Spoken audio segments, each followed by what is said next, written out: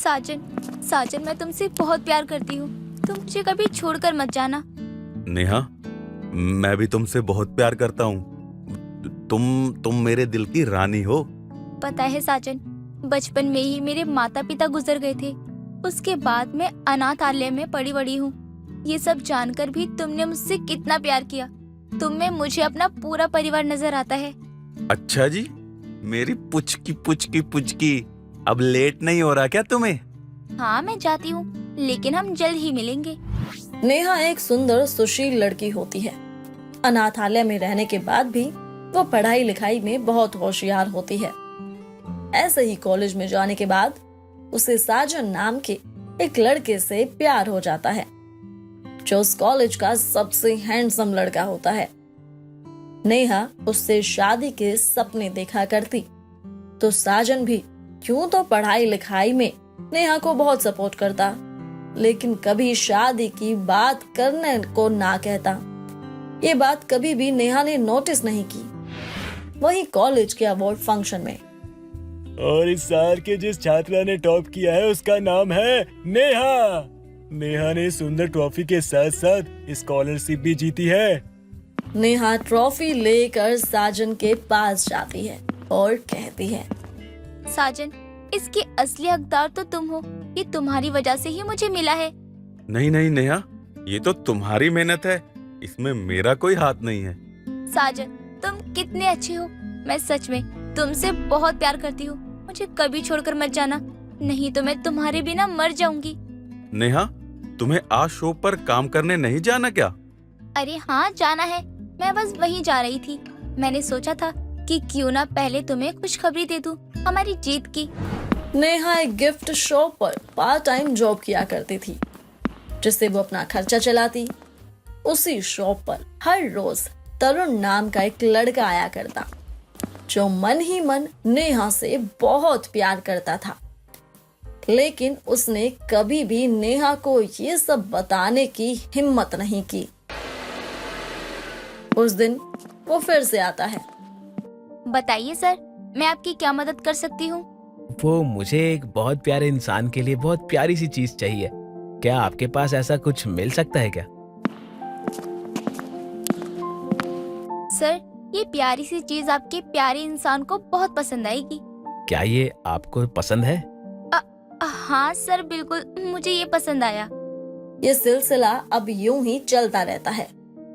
यहाँ तरुण हर रोज नेहा को देखने के बहाने शॉप पर आता है और कुछ ना कुछ लेकर जाता है। तो वहीं नेहा साजन से पागलों की तरह प्यार करने लगी थी। एक दिन नेहा जाती है एक सुंदर सा गुलाब का फूल लेकर। मैं चुपचाप से अंदर जाती हूँ और जाकर एकदम से साजन के सामने आ जाऊंगी। वो मुझे देखकर कितना खुश हो जाएगा।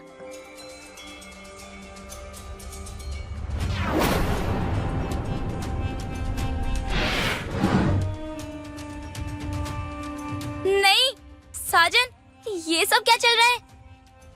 नेहा, तुम यहाँ क्या कर रही हो? मतलब यहाँ कैसे आई तुम? साजन, ये सब क्या चल रहा है? और ये लड़की कौन है? और तुम इसके साथ इस कमरे में अकेले क्या कर रहे हो? नेहा, अरे ये मेरी अच्छी दोस्त है भाई। बस जो तुम सोच रही हो ऐसा बिल्कुल भी नहीं है भाई। अब मैं क्या करूं? बस करो तुम। अब तुम्हें कुछ कहने या फिर सुनने की जरूरत नहीं है। मैं सब समझ गई। तुम धोखेबाज हो। तुम मेरे प्यार के लायक ही नहीं हो। इतना कहकर नेहा वहाँ से चली जाती है। रो रो कर नेहा का बुरा हाल हो रहा होता है, जिसकी वजह से ना वो पढ़ाई कर पा रही थी और ना ही अपने काम पर जा पा रही थी। बस दिन रात अपने कमरे में रोती रहती। ऐसे में तरुण को बहुत फिक्र होती है कि ना जाने नेहा कहाँ है, उसे क्या हुआ है। तब तरुण नेहा की दोस्त रिया से बात करता है। रिया, नेहा को क्या हुआ है? वो कितने ही दिन से काम पर नहीं आ रही। उसकी तबीयत तो ठीक है? तरुण, तुम्हें नहीं पता क्या? उसके बॉयफ्रेंड ने उसे चीट किया। नेहा ने उसे किसी और लड़की के साथ देख लिया। तब से बेचारी का दिल टूटा हुआ है। तुम तो जानती हो ना मैं उससे कितना प्यार करता हूँ। मैं उसे परेशान नहीं देख सकता। तुम उससे प्यार करते हो, इसलिए मैं ही तुम्हें इसके बारे में बता देती हूँ। और मैं तो कहती हूँ कि तुम उसकी शादी की बात करो हमारे मैनेजर से। इस वक्त नेहा टूटी हुई है, क्या पता वो शादी के लिए भी हाँ कर दे। यही सोचकर कि अब साजन का इंतजार करने से कोई फायदा नहीं है। तुम सही कह रही हो, मैं नेहा को अब अकेले नहीं छोड़ सकता। अगले ही दिन तरुण उसके मैनेजर से मिलने पहुंचता है। अब तरुण भी दिखने में बहुत हैंडसम, बड़े घर का पढ़ा लिखा लड़का होता है जिससे बात करके कोई भी इम्प्रेस हो जाए। ऐसे में वो जब मैनेजर से मिलता है तो नेहा से शादी का प्रस्ताव रख देता है। मैनेजर भी लड़के का बैकग्राउंड देखकर शादी के लिए हाँ कर देता है और तब मैनेजर नेहा के पास जाता है। नेहा, मुझे लगता है कि अब तुम्हें शादी कर ही लेनी चाहिए। हाँ, मुझे भी लगता है कि मुझे अब शादी कर लेनी चाहिए। मुझे अपनी जिंदगी में आगे बढ़ जाना चाहिए, लेकिन मुझ जैसी अनाथ से शादी करेगा कौन?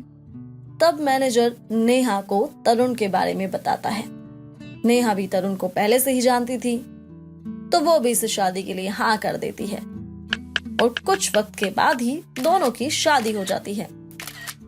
तरुण की माँ नेहा को बहुत पसंद आती है, जो उसे एक माँ की तरह ही प्यार करती। तो वहीं तरुण नेहा को खुश रखने की हर मुमकिन कोशिश करता ही रहता। वो नेहा के लिए किसी भी चीज की कमी नहीं रखता था। फिर एक दिन, तरुण, मुझे जहाँ तक याद है तुम शादी से पहले मेरी शॉप पर आकर कोई ना कोई गिफ्ट खरीदते थे। वो किसके लिए थे? नेहा, मैं तुम्हें कभी ये बात बता नहीं पाया, लेकिन तुम्हें देखने के बहाने मैं वहां आ जाया करता था और तुमसे एक दो बात करके मैं कुछ ना कुछ ले लिया करता था। और मैं यही सोचता था कि जब कभी भी तुमसे अपने दिल की बात कहूंगा, सारे गिफ्ट मैं तुम्हें ही दूंगा। देखो, ये रहा वो सारा सामान जो मैं तुमसे लेकर गया था, और ये सब सिर्फ तुम्हारे लिए ही है। तरुण की फीलिंग्स के बारे में जानकर नेहा बहुत खुश होती है। दोनों की अच्छी जिंदगी चल रही होती है कि एक दिन नेहा अपनी सास के साथ बाजार में शॉपिंग कर रही होती है। तभी उसके सामने अचानक से साजन आ जाता है, जिसे देखकर वो हैरान हो जाती है। नेहा बेटा, ये कौन है? माँ जी, वो मेरा पुराना दोस्त है। दोस्त? अरे दोस्त कब से हो गया मैं तुम्हारा? अरे आंटी जी, चलो मैं ही बता देता हूँ, मैं इसका पुराना बॉयफ्रेंड हूँ। यहाँ से चले जाओ। तुम्हारी हिम्मत कैसे हुई मेरे सामने आने की? नेहा, नेहा मेरी बात तो सुनो प्लीज। मुझे माफ कर दो, मैंने तुम्हारे साथ बहुत गलत किया। उसकी सजा मुझे मिल चुकी है। प्लीज मेरी जिंदगी में वापस आ जाओ, प्लीज।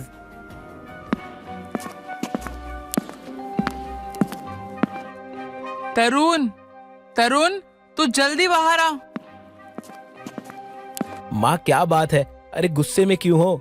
तरुण, तू इस घटिया लड़की को कहाँ से उठा कर लाया है? भरे बाजार में इसने मेरी बेइज्जती करा दी है। आप नेहा के बारे में ऐसी बात क्यों कर रही हो माँ? आप इस तरह से इसके बारे में कैसे कह सकती हो? अरे पूछ अपनी पत्नी से, उसका आशिक कैसे बीच रास्ते में रास्ता रोक के खड़ा था। माँ, शांत हो जाओ तुम, मैं तुम्हें सब बताता हूँ। तरुण अपनी माँ को साजन के बारे में सब बताता है। ये भी बताता है कि कैसे साजन ने नेहा को धोखा दिया, जिसके बाद नेहा की हालत काफी खराब थी। ये सुनकर तो नेहा भी खुद हैरान थी, क्योंकि आज तक तो नेहा ने तरुण को ये सब नहीं बताया था, तो फिर उसे इस बारे में कैसे पता। और इस वजह से भी वो हैरान थी कि अगर तरुण को ये सब पता था तो इतने दिनों में उसने कभी ये महसूस क्यों नहीं होने दिया। ये सोचकर अब नेहा के मन में तरुण के लिए इज्जत और भी बढ़ गई थी। तो माँ, ये थी सारी बात। इसमें नेहा की भला क्या गलती है, तुम ही बताओ। बेटा, तेरी बात तो मैंने समझ ली और मैंने ये भी मान लिया कि नेहा की इन सब में कोई गलती नहीं है, लेकिन इस तरह से वो लड़का कभी भी आके रास्ता रोक लेगा तो कल को वो तो हमारे घर भी आ जाएगा ना।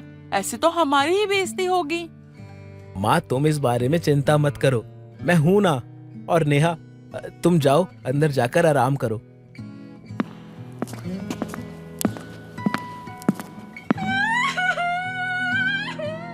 अरे नेहा, तुम क्यों रो रही हो? मैंने कहा ना सब ठीक है। तरुण, तुम्हें शुरू से सब पता था, फिर भी तुमने मुझसे प्यार किया। तुमने कभी मुझसे इस बारे में पूछा क्यों नहीं? मैंने तुमसे प्यार किया है नेहा, और मेरा प्यार इन सब तरह की बातों का मोहताज नहीं है। तो तरुण, अब हम क्या करें? अगर वो साजन फिर से सामने आ गया तो? कल हम खुद ही उससे मिलने के लिए चलेंगे। मिलने चलेंगे? लेकिन क्यों? नहीं नहीं, हम उससे नहीं मिलेंगे। देखो नेहा, क्या पता क्या बात हो।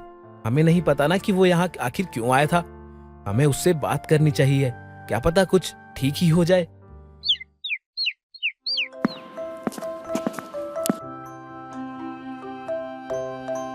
नेहा, मेरी नेहा, तुम आ गई। मैं जानता था तुम मुझसे मिलने जरूर आओगी। मुझसे दूर रहो साजन, मुझे हाथ भी लगाने की कोशिश मत करना। नेहा, तुम मेरी जिंदगी में वापस लौट आओ। जब से तुम गई हो ऐसा लगता है मेरी जिंदगी में कुछ बचा ही नहीं। देखो साजन, यहाँ मैं तुमसे कोई प्यार मोहब्बत की बातें करने नहीं आई हूँ, बल्कि तुम्हें ये बताने आई हूँ कि अब फिर कभी मुझसे बात करने की कोशिश मत करना। मैं अब शादीशुदा हूँ और ये तरुण है मेरे पति, मेरी जिंदगी, और मैं अपनी जिंदगी में बहुत खुश हूँ।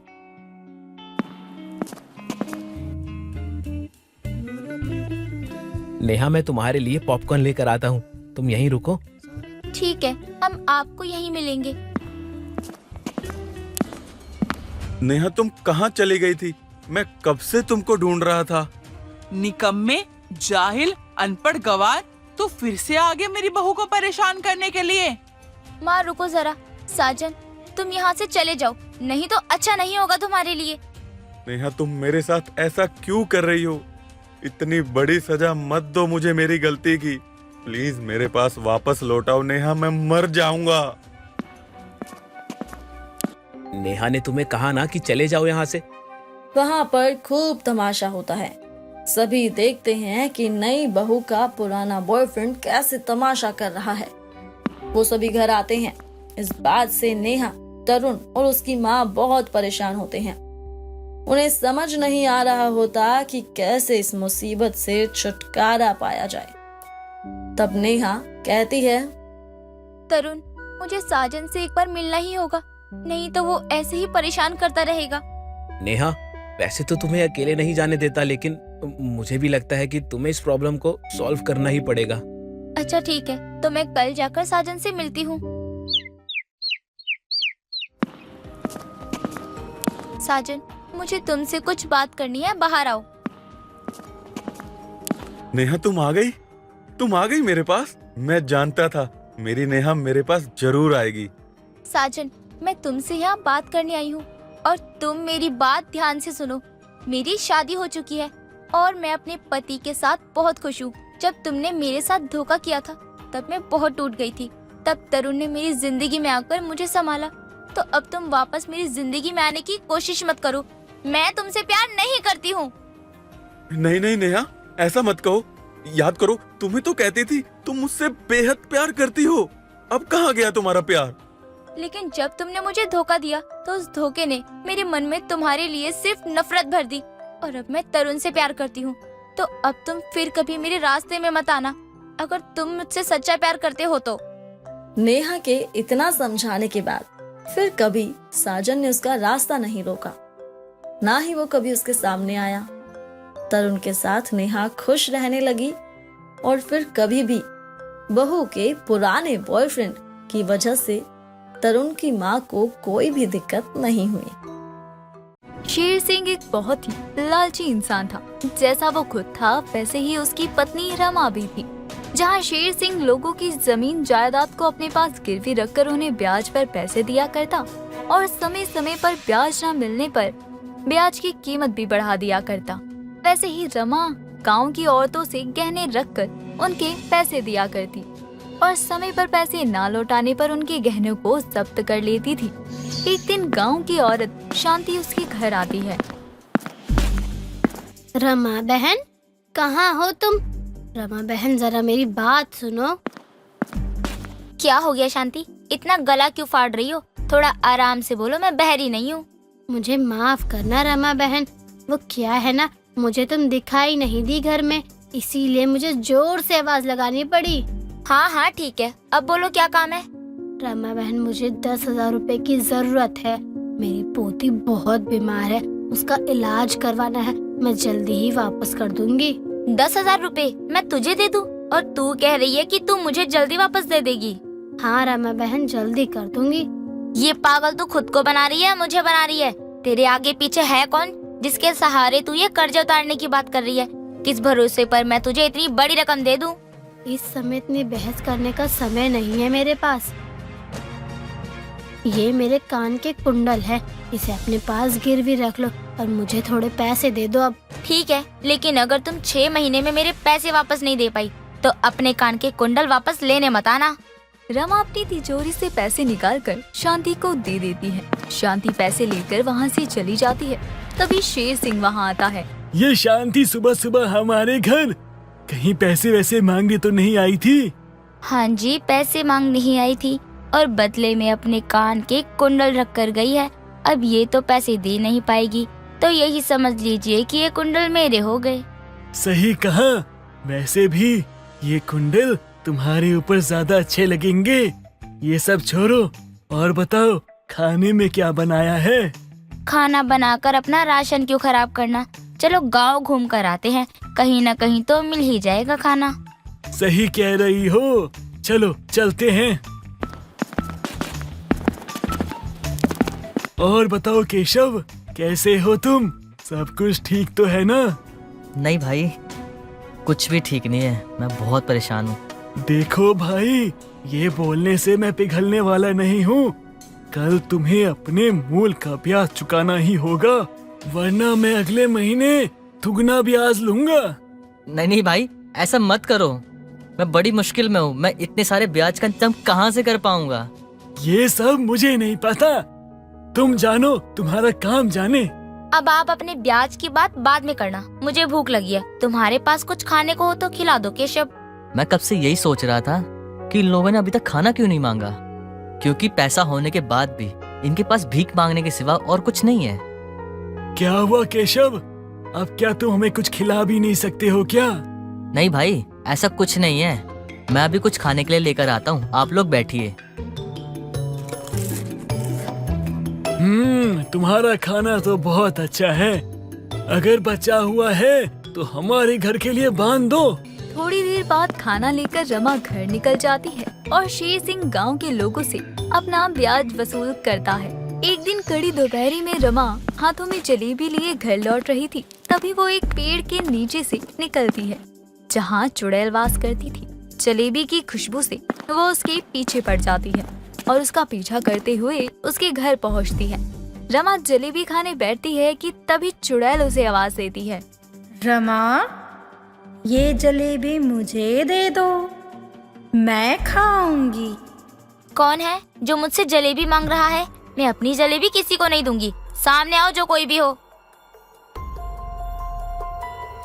तुम कौन हो? मैं एक भूखी चुड़ैल हूँ जो न जाने कितने सालों से उस पेड़ पर लटकी थी, लेकिन तुम्हारी जलेबी की खुशबू मुझे यहाँ खींच लाई और अब मेरे आवाज देने पर तुमने मुझे बुला भी दिया। लो, मैं आ गई। अब मेरी भूख शांत करो, वरना मैं अभी के अभी तुम्हें खा जाऊंगी। मैं इस चुड़ैल से पीछा कैसे छुड़ाऊं? लो, तुम ये जलेबी खा लो, मैं नहीं खाऊंगी इसे। इस जलेबी से मेरा क्या होगा? मुझे और खाना चाहिए। खाना दो वरना। लाती हूँ, अभी लाती हूँ। रमा रसोई में जाती है और खाना बनाना शुरू कर देती है तो चुड़ैल खाना खाना शुरू कर देती है। पूरे घर का राशन खत्म हो जाता है, लेकिन उसकी भूख खत्म होने का नाम नहीं लेती। तभी वहाँ एक भिखारी का बच्चा खाना मांगने आता है। मुझे खाना दे दो ना तो दादा, मैं 10 दिन से भूखा हूँ। आपका भला होगा, कोई भी मुझे खाना नहीं देता। आप मुझे कुछ खाने को दे दो ना। सारे घर का राशन खाने के बाद एक तो उस चुड़ैल की भूख नहीं मिट रही है, दूसरा तू भी आ गया। निकल यहाँ से, खाना खाने को कुछ भी नहीं है यहाँ। तुमने ये सही नहीं किया। मैंने भी यही गलती करी थी। कभी रसोई में पैर नहीं रखती थी, साफ सफाई नहीं करती थी।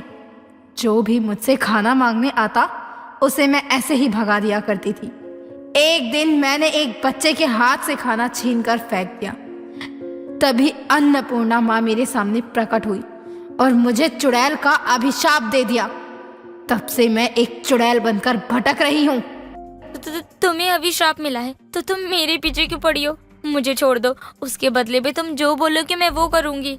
ये एक नारी का अभिशाप है, ऐसे नहीं मिट सकता। अगर तुम चाहती हो कि मैं तुम्हारा पीछा छोड़ दूं, तो मेरी भूख मिटा दो, वरना मैं तुम्हें खा जाऊंगी। अब मैं तुम्हारी भूख कैसे शांत करूं? वो मुझे नहीं पता, मैं तो तुम्हें खा जाऊंगी अगर तुमने मुझे खाना नहीं दिया तो। रमा भागकर बाजार जाती है और राशन खरीद कर लाती है और खाना बनाना शुरू कर देती है। तभी शेर सिंह वहाँ आता है और दुनिया भर का खाना देखकर कहता है, तुम पागल हो गई हो क्या? इतना सारा खाना किसके लिए बना रही हो? अच्छा हुआ आप आ गए, मुझे बचा लीजिए, मेरे पीछे चुड़ैल पड़ी है। कहीं कहीं तुम उस जंगल वाले रास्ते से तो नहीं आई हो? हाँ जी, मैं वहीं से आई हूँ। इसने मुझे आवाज दी, मुझे लगा कि गांव की कोई औरत होगी जो खाना मांग रही होगी। मैंने इसे सामने आने को बोल दिया। अगर मैंने इसकी भूख शांत नहीं की तो ये मुझे खा जाएगी। क्या वो अभी आसपास है? हाँ, वो मेरे सामने बैठी है। लाओ, जल्दी लाओ मेरे सामने खाना। सुनी आपने उसकी आवाज सुनी? हाँ हाँ सुनी, लेकिन मुझे तो दिखाई ही नहीं दे रही। कहाँ फंसा दिया तुमने? खुद भी फंस गई और मुझे भी फंसा दिया। लेकिन अगर हमने इस चुड़ैल की भूख शांत करवा दी तो हमें मुंह मांगा पैसा मिलेगा। हम जो मांगेंगे वो मिलेगा हमें। दोनों लालच में आकर चुड़ैल के लिए खाना बनाना शुरू कर देते हैं। पूरी रात वो खाना बनाते रहते हैं और चुड़ैल खाती रहती है। अगले दिन वो जहाँ जहाँ जाते चुड़ैल उनके पीछे पीछे जाती और दोनों का लालच देखकर कहती, तुम दोनों कितने लालची हो, गांव वालों का खून पीकर उनसे पैसे लेते हो। एक दिन इनकी हाय तुम दोनों को खा जाएगी। हम अपने साथ साथ अपनी मौत का सामान लेकर भी घूम रहे हैं। इस चुड़ैल का पेट कैसे भरे कुछ भी समझ नहीं आ रहा। अगर इस चुड़ैल का पेट नहीं भरा तो ये मुझे खाकर अपनी भूख मिटा लेगी। शांति, अब तो तेरा समय पूरा होने वाला है। अब बता, पैसे कब दे रही है तू? दे दूंगी रमा, कहीं भागी नहीं जा रही हूँ। वैसे अच्छा हुआ तू मुझे रास्ते में मिल गई, मैं तेरे पास ही आ रही थी। मुझे कुछ पैसे और चाहिए। पैसे पेड़ पर नहीं उगते हैं, मेहनत से आते हैं। अगर पैसे चाहिए तो अपना कोई गहना गिरवी रख। एक कान का कुंडल ही था, वो मैंने पहले ही रख दिया। वो 10,000 से ज्यादा का ही है, उसी गहने पर दे दे। नहीं, बिल्कुल नहीं। एक काम कर, अपनी पोती का मंगलसूत्र गिरवी रख दे। वैसे भी ये कुछ दिनों की ही मेहमान है। इसके घर में सुना है इसका पति बहुत बीमार है। रमा की बात सुनकर शांति गुस्से से लाल हो जाती है और कहती है, नाश हो जाए तेरा, चुड़ैल कहीं के लोगों का खून पीने वाली चुड़ैल। भगवान करे तुझे एक दिन चुड़ैल ही निकल जाए, सारा किस्सा ही खत्म हो जाए एक बार में। शांति और उसकी पोती के जाने के बाद रमा चुड़ैल से कहती है, चलो तुम्हारे लिए खाने की तलाश करते हैं, वरना तुम मुझे खा जाओगी। अब मुझे किसी और की जरूरत नहीं, मेरी भूख तुम ही मिटाओगी, क्योंकि मुझे ये श्राप भी मिला था कि मेरी भूख उस श्रापित नारी को खाने से ही मिटेगी जिसे चुड़ैल के खा जाने का श्राप मिला हो, और वो कोई नहीं, तुम हो तुम। चुड़ैल इतना कहकर रमा को निकल जाती है और वहाँ से गायब हो जाती है।